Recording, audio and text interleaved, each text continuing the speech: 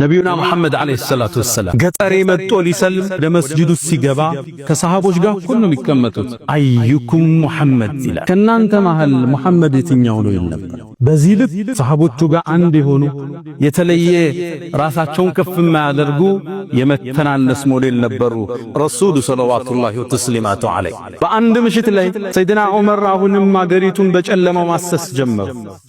አንዲት ሴት ልጇ ያለቅስባታል። በጣም ይጮሃል።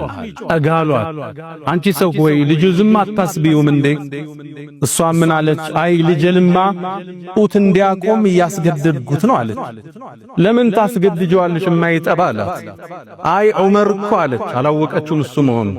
ዑመር እኮ ጡት ለሚጠቡ ሕፃናት ቀለብን አይቆርጥልንም። ስለዚህ ቶሎ ጡት ላስጥለውና በዚህኛው ልጅም ስም ቀለብ እንድናገኝ ነው አለች። ዑመር በጣም አለቀሰ። ወደ መስጂድ መጣ። ሱብሒ ሲያሰግደን ይላል ከለቅሶ የተነሳ የሚቀራውን ቁርአን አንሰማውም ነበር። አሰግዶ እንደጨረሰ ወደ ህዝብ ዞረ። ወይ ለዑመር ስንትን ሕፃን አስቸገር፣ አላህ ዘንድ ምን ትሆን አንተ ዑመር?